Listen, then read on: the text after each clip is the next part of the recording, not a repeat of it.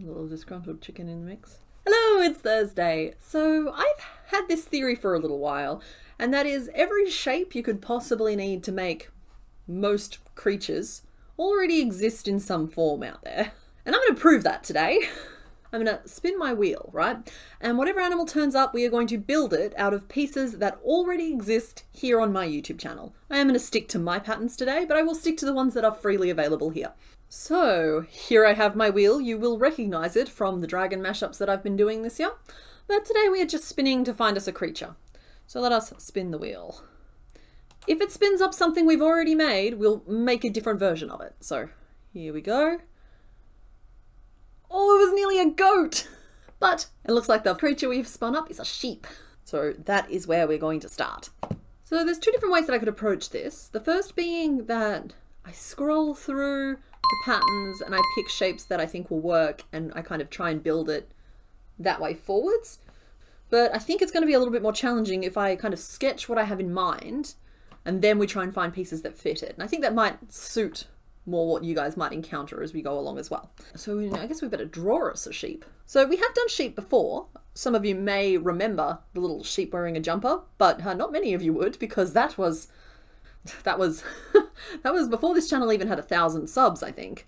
So like, we have done a sheep before, it just wasn't a particularly sheepy sheep. So we know better now. There are more ways to do sheep. This is what I think of immediately when I think of sheep. It's a very cartoony little ball. Some little sticky legs. And I'm currently just I'm sitting here just trying to think about if adding texture to an existing piece, if that counts or not, or if I have to use the textures of pieces that are already out there. Because that might be a sticking point for this. It might make it really hard to find something that's like woolly, or we might just have to go for a smooth sheep. So yeah, that's what I think of when I think of sheep. Little folded over ears, an oval head. This isn't necessarily the one we're going to go for. I'm just sketching it up. And yeah, like woolly and fluffy and whatnot. That's kind of like what I think of when I think of a sheep. But I think we just need to do a little bit more sketching and just like explore the concept of a sheep. So we're going to do that now.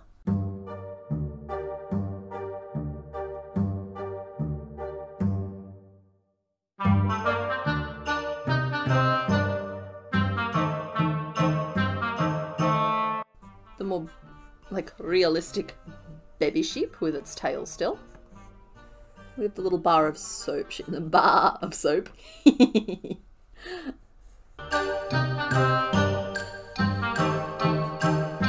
Again, just with little stick legs though. I think I'm really solid on needing just little stick legs. I think I like this fellow the best so far. So far. I'm sorry, I'm not getting sick of it. Be prepared for the long staccato A's to exist throughout this video. I'm just trying to think of what makes sheep the sheepiest, and really all I can think about is just little puffs standing on a very green field. I don't think we're going to do much better than block of soap, some little stick legs, and a little oval head. It's just instead of going for a ball, because I want it to be square. So this is from the front now.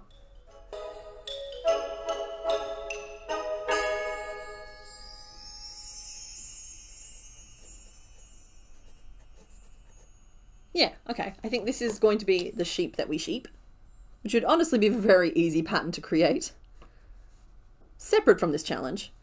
But it might be a little tricky to find the right shapes, and again, I'm not really sure if I'm allowed to add texture to an existing shape. We'll see. I'm going to have a little scroll through the available list. Okay, so this is the sheep we're going for. And I've had a little think about it, and I think I am allowed to add different textures, as long as it's not something that will change the fundamental shape. I'm not allowed to do any additional shaping. I'm allowed to cut pieces up and use like the start and the ends, maybe, but no additional shaping, but I'm definitely allowed to add textures to a shape because it's just a matter of swapping stitches out, and I feel like that is within the purview of this particular challenge. Here are the shapes we're looking for. Are you ready? We want a shape that is square-ish from the front, and rectangular from the side. We're going to need 4 little tubes. That's going to be the absolute easiest piece of these to find. And then for the head, If we're lucky, we'll find an oval with ears attached already. But otherwise, we're looking for a separate bean for the head. Again, it can also be squarish if we're lucky. And we can always make separate ears and sew them on as well. So we're just going to be looking for this or this. So these are the pieces we are looking for. I'm going to draw around them so you can see them. And what sizes we can find are also going to help us. They're going to make it tricky because I need to find pieces that all fit together. So let's have a little scroll through here. Let's go all the way to the end because these are the ones I'm most likely to have forgotten. You know what? We already have a candidate here. So Platycornicus, or the platypus / monster platypus / whatever you want to call it, isn't a bad little blob shape if I can't find something better. It's not quite as square as I would like. Lucky ox might work for the head. It's quite a large head though. Okay, Valentine sloth might be the closest we get to the perfect body shape for this, though it's a little bit more egg-shaped. Bunny, not really. Oh, there's the sheep. I told you. See, we made a sheep before. Don't remember how we approached this. I don't want to use too many pieces from the sheep though. That feels like cheating. Okay, keep on scrolling. What else we got here? Okay, so if I need a longer leg, the lobster legs will also work. I'm having a hard time finding something that might work for the head. I'm getting nervous now. We're starting to hit the modern patterns, which means we're running out of options.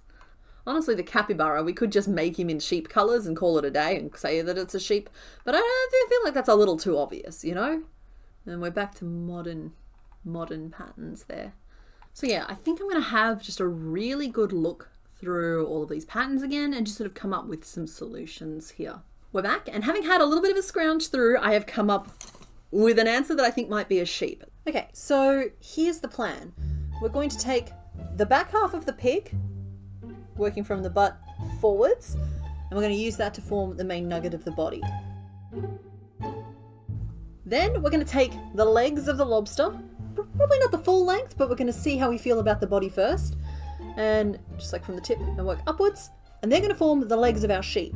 We're going to take the head of the capybara, and we're going to work it from nose down to where it starts to slope off to the body.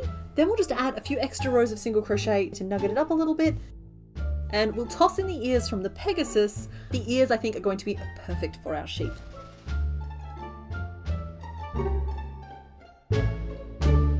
Okay, so this is already requiring a little bit more adjustment than I was expecting, I'll be honest. But I still think it's fun to just sort of like carry on with it and see what we can come up with. Pig, right? So we don't want any of this gruntliness. However, his butt is kind of the perfect square shape up to a certain point for what I want for my sheep.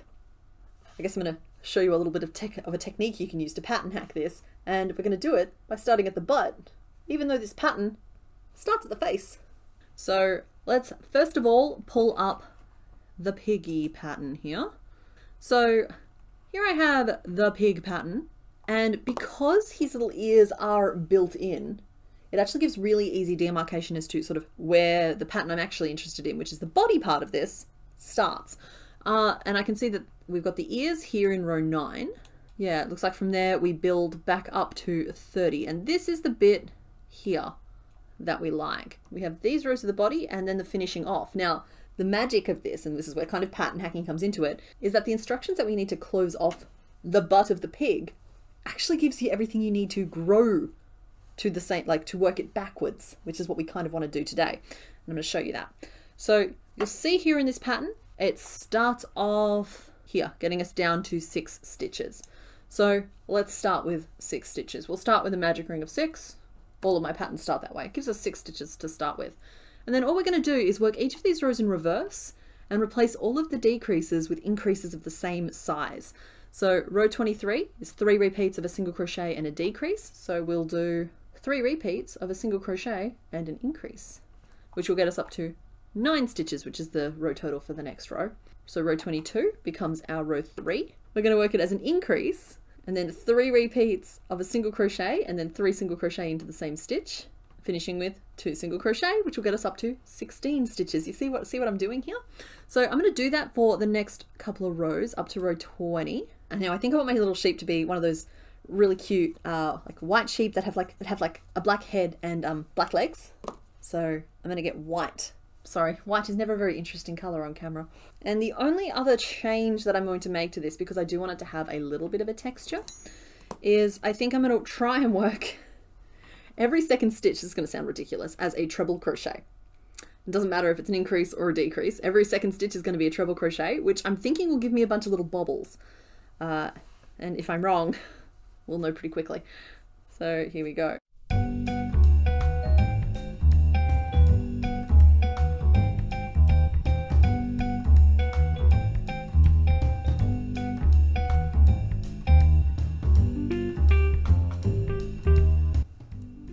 Here we are at the end of row 2. It's actually turning out very bobbly and delightful.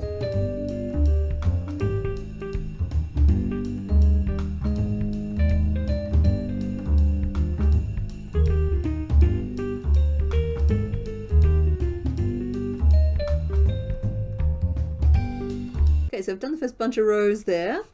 I don't know whose idea it was to do a treble crochet every second stitch. And as much as I like the texture, I'm not enjoying the process, which is a whole other thing, I suppose. That's just goes to show that just working those rows back to front, swapping decreases and increases around, built up to roughly what I was looking for here. Pig butt. To build the rest of the shape, we just repeat 30 single crochet around. Now the official pattern has it for 1, 2, 3, 4, 5, 6, 7 rows, but again, this is pattern hacking, not copying the pattern. So I can do 7 rows to start with, and then we can continue until we have, I want a nice oblong sheep, long sheep. So we might do more rows like that, but then once we've decided that the sheep is long enough, we just turn around and we work rows 20, 21, 22, and 23 again to get back to a finishing off point. That's kind of the trick here. So there we are with our base all built up, and now we can get into some real sheepy nonsense. Right, so while we are talking about pattern hacking today, I do think it would be irresponsible of me not to inject my 2 cents on this particular subject. Okay, so while pattern hacking I think is completely fine to use while making things for markets or making things to sell or for custom orders or making things for yourself, I do think there is, some would consider it a grey area around whether or not the pattern belongs to you. The rule of thumb that I would suggest that you apply in these situations is, could you have designed this shape yourself without taking it from somebody else's pattern? So as in, like, if you needed a potato, you drew a potato, could you have written a pattern for that potato without taking the potato from somebody else? And if the answer is no, I wouldn't sell that pattern. I don't think it's yours. You know, you need to apply a certain like lens of respect to this process. But I would of course love for you to leave your own thoughts in the comment section. We can get maybe a discussion going about it. Now, let's carry on with our creature.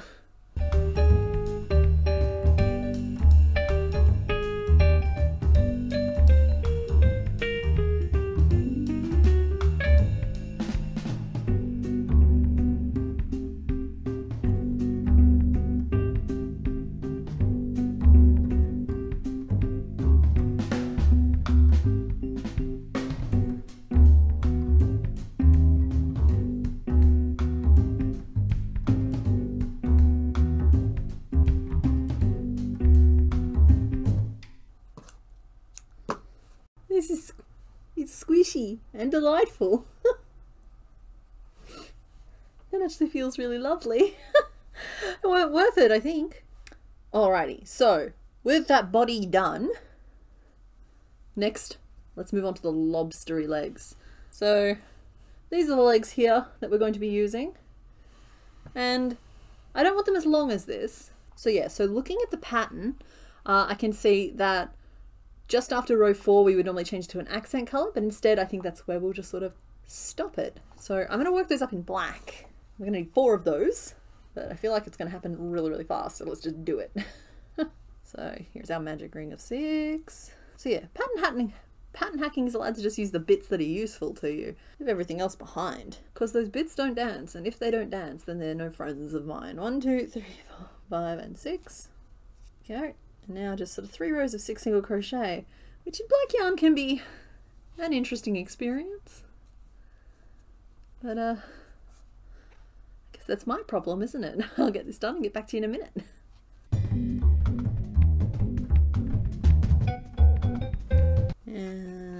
we go. So that wasn't too painful, was it? So we have our 4 little legs. So let's just pin that in place and see what we have left to do. 4 little feet. I'm going to try and pin them on in a way that'll balance this delightful little pudgy ball. Not quite the vision we had originally, but I think it's going to work.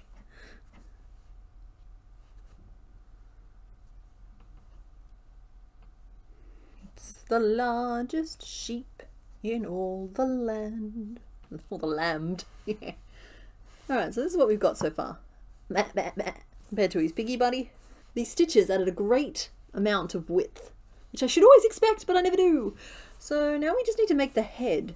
And we have plans here for the capybara.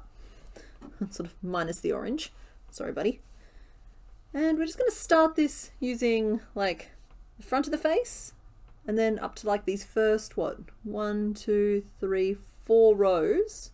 And then we'll probably just add some rows of single crochet to add a little bit more depth to it. And shrink it down. So I think that's a good sized sheep head. Either that or I'll be a little sheepish.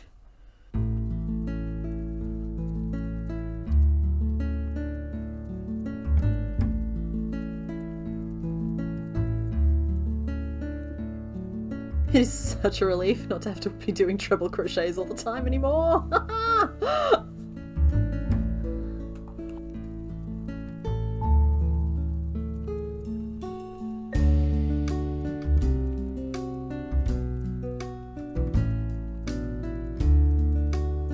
So that's where the capybara pattern, that's rows 1 and 6 of it. And now I think we're just going to add maybe 3 more rows of single crochet to the back of it.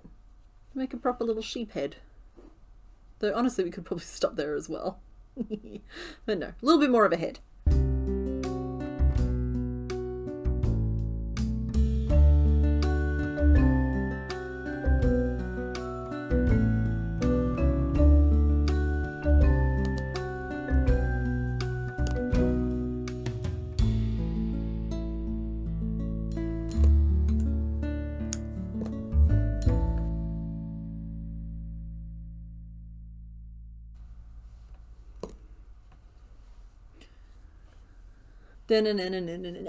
Sheep. Can you even see? Can you see the little face? We're gonna have to fix this. Let's grab a little white. Oh, it's already on my needle. That's handy. Let's do a little definition here. I did end up using the 9mm eyes just so that they would match Piggy, because I feel like they're gonna look like a right little pair. The little whites of the eyes are all we're gonna be able to see. That's part of the charm of these particular sheep. There we go. It's cute. You're gonna have to take my word for it, it's cute. You're gonna have to do the little nose in white as well. And I think they have these little like triangle noses, right? Deep, deep, deep. There we go. Little face on our sheep. You can see it a little bit better now, hopefully. I'm all out of pins. They've all been taken up by Pokemon this week. Catch the streams every Sunday. You'll know what I'm talking about. But I might just have to steal the capybara's orange pin. And now all our sheepy needs is some ears, and we're definitely going Pegasus for that because I think the Pegasus ears are just going to be. And I don't think we're going to have to change a single thing. We'll just make them in black.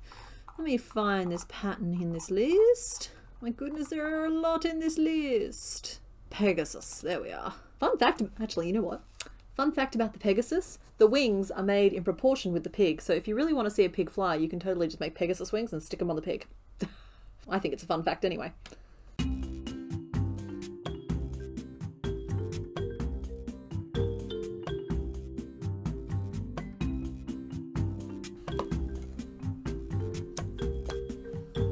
Tiny little ear. Camera cannot focus on. Perfect! Oh my goodness, my little cutie patootie. Well, I never. Alright, we're just going to sew them together.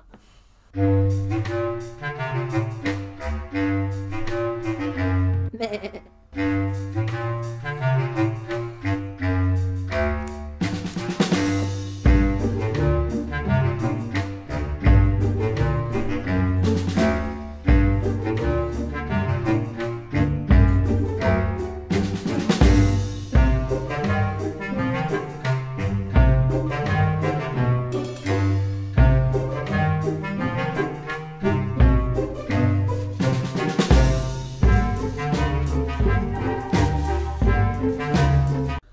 Alrighty.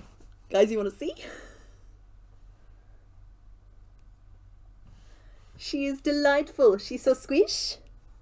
So yeah, turns out the recipe for sheep is pig plus lobster plus capybara. And I've tried to make it a matching set with the pig as well there. Right, so this was a little bit harder than I thought it was going to be. I have to admit that, even though, and on top of that, I am working with my own patterns. But I do think the core principle stands, and that is, if you were just trying to make a basic animal, the parts for making animals are out there in the world, and you should be able to cobble something together with a little bit of pattern hacking. So yeah, that's it for this week. There's our little sheep. Links to the patterns that I used today are in the description below. And yeah, other than that, I'll see you next week. Okay, bye. There's a pole, there's a pole, there's a pole in the middle of the frame. Okay. Let's scooch this way. I forgot to open the document. So to test this theory thoroughly, this may or may not make the cut. Oh, you're very up high there, aren't you? I think I might take you down and put you down here and talk to you a little bit more on the level. And we're going to work it from, we're going to focus for me. We're going to work it from the nose down to where it starts to slope off to the body. Now, I don't actually have access to the Pegasi. I think that what we need to do is take the poddy of the big. Pig. I found him. Yep. Are you having fun? And instead of it's a long one, decrease, single crochet 3 together, single crochet 3 together, single crochet, why didn't I just do that as a repeat? Who are you sassing? Boop. We'll do the little nose in. Oh, that was a deep one. Oh.